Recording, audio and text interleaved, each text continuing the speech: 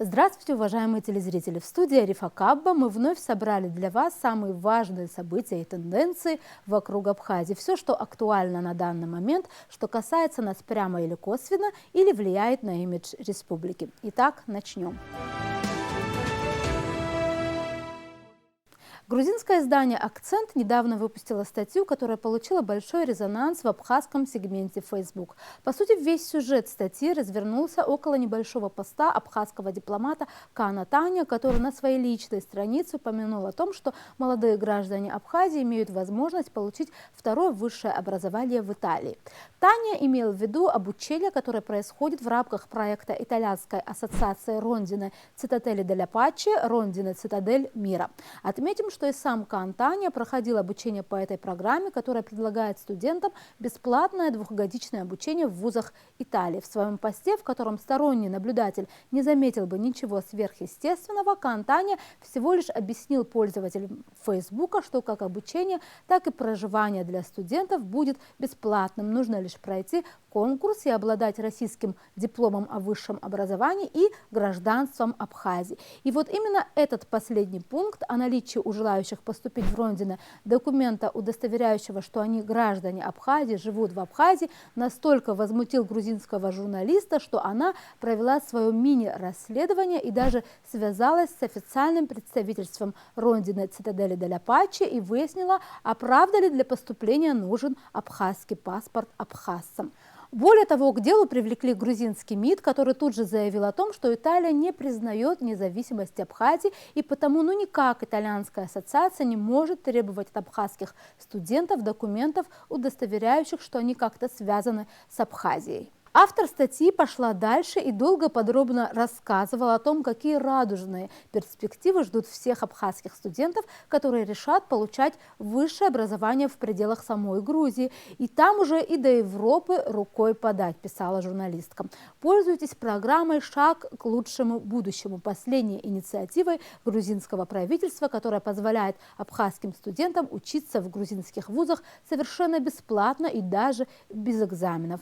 То есть через Грузию нам можно все, но самим даже не сметь. В этом вся суть лояльных тбилисских инициатив.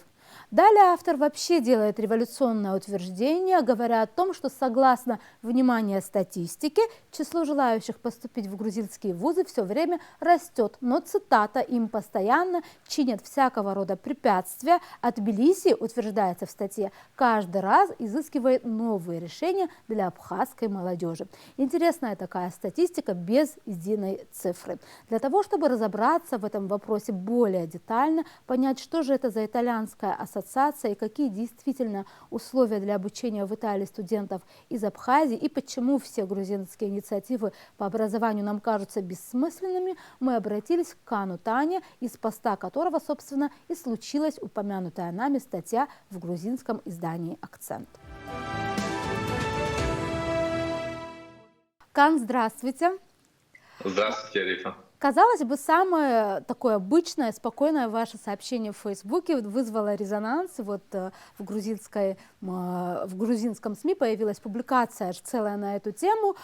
И это было сообщение о том, что наши абхазские молодые люди могут поступать на обучение в Италию, да, в Цитадели дель Паче, Рондине Цитадели мира, в котором и вы когда-то обучались. Вот немного, прежде чем мы скажем об этой статье, расскажите об этой программе, кто может в ней участвовать и вообще сколько людей уже прошло через Рондине? В общем, Рондине это такая ассоциация, которая, по сути дела, отстроила когда-то брошенный людьми городок, маленький городок в центре Тосканы, средневековый такой, очень живописное, красивое место. В общем, эта ассоциация отстроила этот городок и где-то лет 20 назад начала приглашать людей из конфликтных зон. Все началось с русских и чеченцев. Вот. И дальше с течением времени программа расширялась, начали набирать ребят из балканских стран, то есть это и сербы, и косовары, и боснийцы, и босняки, и, в общем, македонцы. Далее там, скажем так, на Северный Кавказ перешли, больше ребят из Северного Кавказа было. И вот постепенно дошли до Абхазии и Грузии. Мгм. То есть я, конечно, знаю, почему эта публикация вызвала резонанс, и чуть дальше объясню. Но, в принципе, программа существует давно. И вот ребята, которые приезжают в Рондины, они все живут вместе, находятся в одном студенческом городке, абсолютно разные национальности, там более чем из 16 стран мира ребята.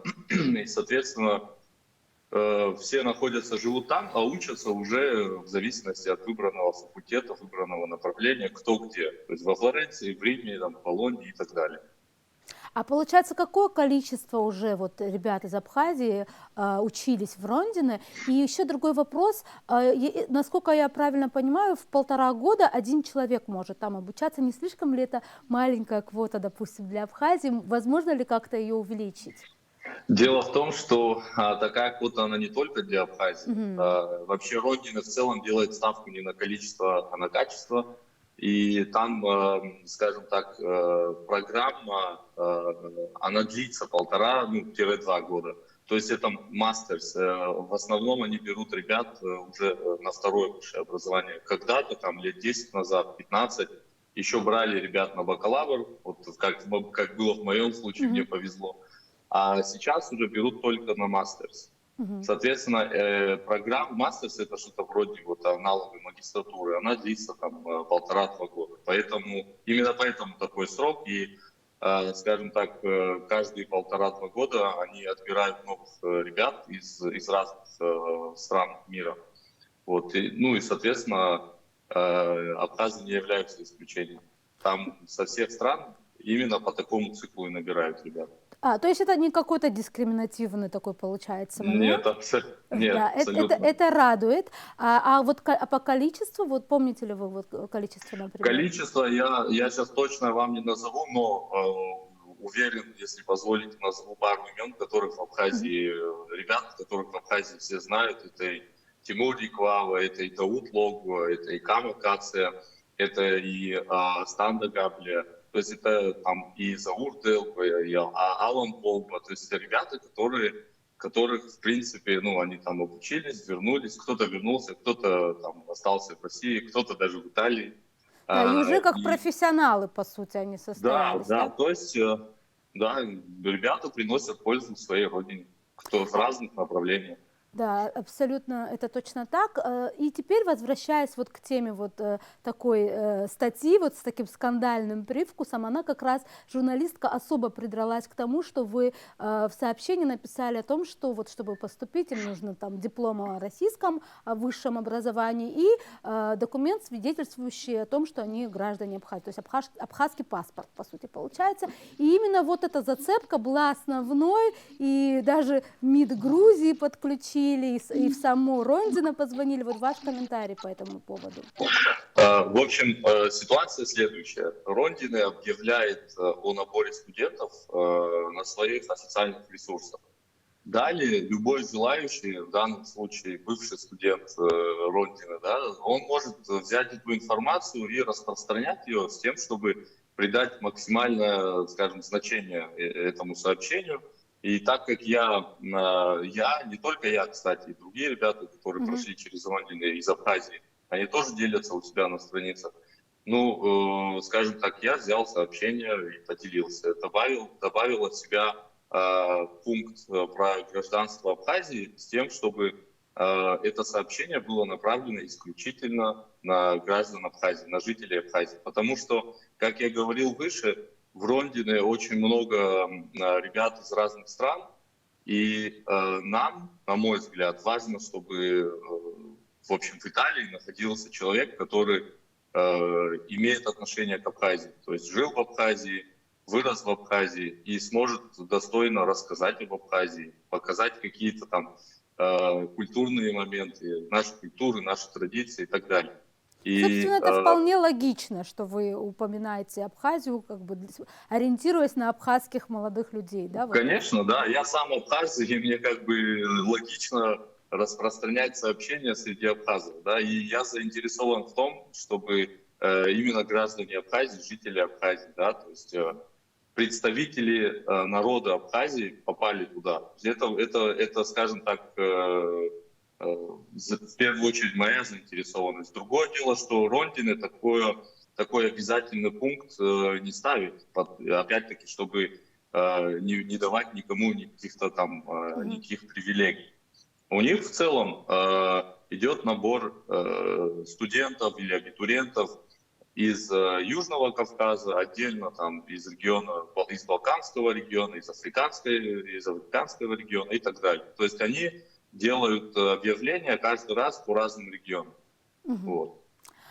И еще другой вот вопрос. Вот в той же статье выяснилось очень много. Мне кажется, что в принципе ее полезно почитать тем, которые мало что знают вот о возможностях обучения за рубежом. И там журналист очень так ярко описывает якобы инициативы и шаги вот грузинского правительства по тому, чтобы привлекать абхазских студентов в высшие учебные учреждения, да, заведения Грузии, чтобы они там обучались, и якобы через Грузию им откроется весь остальной мир, обучение дальше в иностранных вузах. Вот как вы это бы прокомментировали, эту часть, и как вам кажется, вот действительно, насколько важно вообще вот доступ наших действительно студентов и наших граждан к европейскому или иностранному, и как бы это обеспечить? Вот, может быть, есть какие-то мысли на этот курс, на этот счет? Знаете, каждый гражданин любой страны, каждый житель любой страны должен иметь доступ к любому образованию. Так, в принципе, гласят основные принципы международного права, ну и пункты, закрепленные в основных документах по правам человека. Вот. Но мы понимаем, что двойные стандарты применяются очень активно, в особенности к Абхазии.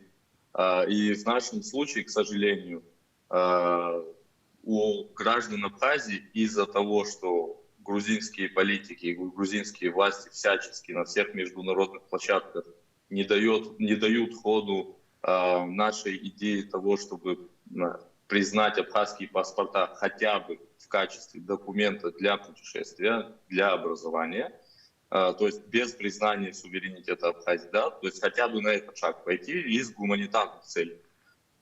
И ввиду вот того, что грузинские политики везде пресекают попытки с нашей стороны принять подобные, в общем, шаги, у нас получается следующее, что у жителей Абхазии с абхазскими паспортами есть возможность учиться только в тех странах, которые признали наш суверенитет.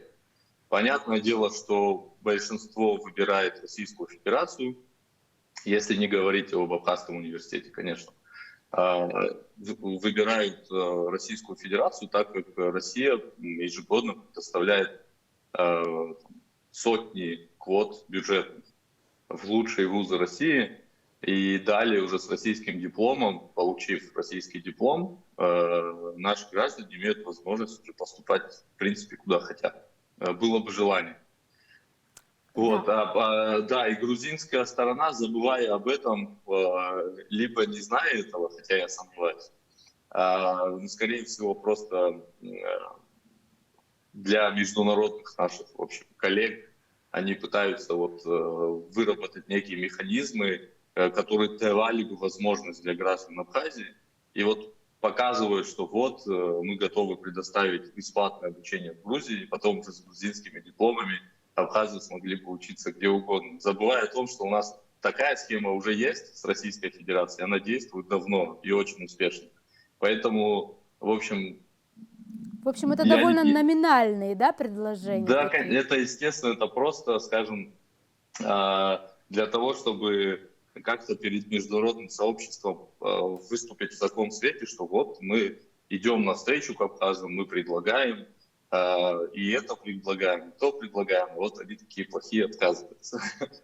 А на самом-то деле за всеми этими благими намерениями скрывается обычное лицемерие, так как фактически, когда мы я не буду брать в пример нас, дипломатов, политиков, которые участвуют где-то там за рубежом, я возьму обычные детские ансамбли, да, невинные детские ансамбли, которые хотят выступить под своим флагом где-то там в Турции, допустим. И грузинские дипломаты моментально это все пресекают. Вот вам, пожалуйста, и благие намерения. Кан, спасибо вам огромное за ваш комментарий. Вам спасибо, Арифа.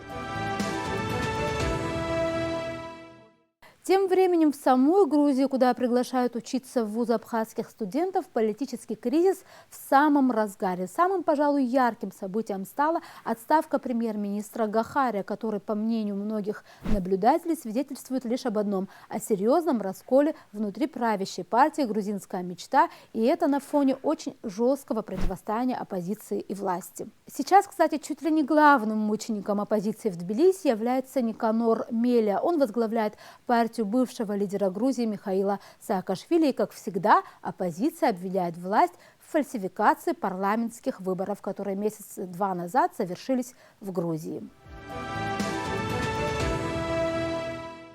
Все, что происходит в Грузии, не может не беспокоить Запад. Оттуда приходят тревожные знаки и заявления, смысл которых можно свести к фразе «успокойтесь и ведите себя цивилизованно, по-другому в НАТО не попасть». Вот, к примеру, выдержка из послания Госдепартамента США, адресованного правительству Грузии. Соединенные Штаты глубоко обеспокоены недавними политическими событиями в Грузии. Мы призываем все стороны проявлять сдержанность и избегать любых действий или риторики, которые могут вызвать эскалацию напряженности или привести к насилию. Судя по всему, особенно обеспокоен ситуацией в Грузии за океаном главный апологет американской помощи Тбилиси, сопредседатель группы друзей Грузии в Палате представителей США. Вот представьте себе, что и такая группа существует. Он же по совместительству председатель парламентской ассамблеи НАТО Джерри Коннелли. Я с беспокойством наблюдаю за этим политическим кризисом в Грузии. Всего 10 дней назад я повторно представил закон о Грузии в Конгресс США. Этот законопроект свидетельствует о твердой поддержке суверенитета и безопасности Грузии со стороны Соединенных Штатов, особенно перед лицом российской агрессии. Тем не менее, это также подчеркивает важность продолжения развития демократических ценностей в Грузии, включая свободные и справедливые выборы, прозрачность и подотчетность государственного сектора, верховенство закона и усилия по борьбе с коррупцией, заявил Коннелли. Словом, пока западные партнеры и союзники всячески намекают грузинскому истеблишменту: помиритесь, мы тут о вас в конгрессах законы принимаем и в НАТО вступить помогаем, а вы все еще деретесь. На этом фоне особенно интересно выглядит заявление президента Грузии Зурабишвили, которое после отставки Гахария недвусмысленно дала понять: новый премьер-министр точно не будет мириться и идти на уступки. Так что компромисса не ждите, заявила Зурабишвили. Такие вот дела.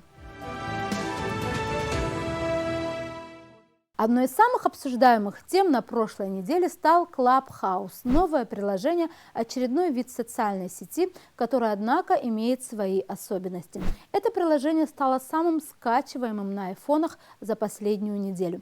Еще бы не стало, о нем упомянул и в нем зарегистрировался чуть ли не главный изобретатель современности Илон Маск. И даже в своем твиттере пригласил в Clubhouse пообщаться российского президента Владимира Путина.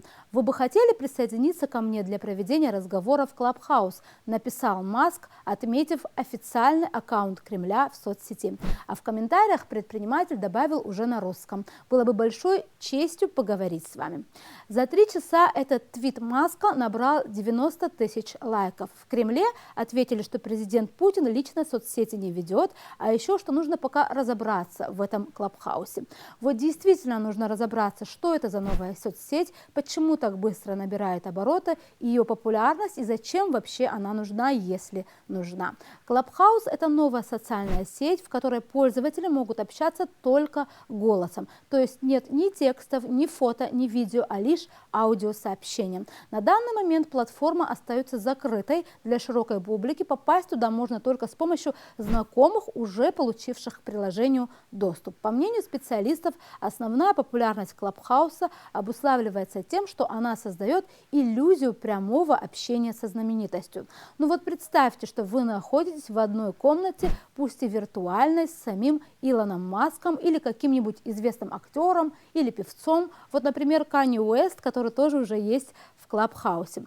Но все на самом деле не так просто. Во-первых, на данный момент вы, даже скачав приложение, не можете в нем зарегистрироваться. Для этого вам нужно специальное приглашение, то есть инвайт от тех, у кого уже есть регистрация. В каком-то смысле такая недоступность приложения делает его эксклюзивным, и потому многие уже готовы платить деньги за то, чтобы получить заветный инвайт, и немалые деньги. Ну а что же говорят те, кто уже там? Какие у них ощущения? Вот подробный обзор от корреспондента издания BBC. Все общение в Clubhouse происходит в реальном времени и только в аудиоформате. На платформе нет никакой возможности общаться письменно. Пользователи общаются в так называемых комнатах, аудиочатах, которые могут быть публичными или закрытыми. В комнате есть модераторы, спикеры и слушатели. Последние не могут участвовать в дискуссии, пока не используют функцию «поднять руку» и не будут одобрены модератором, и тогда перейдут в статус спикера. Большинство открытых для публики комнат в Clubhouse посвящены конкретной теме, которая обозначено в ее названии. Пользователи могут найти интересующие их дискуссии по темам, а также видеть, в каких комнатах находятся люди, на которых они подписаны. В Clubhouse ведутся разговоры о предпринимательстве, соцсетях, культуре и политике, но бывают и беззвучные комнаты.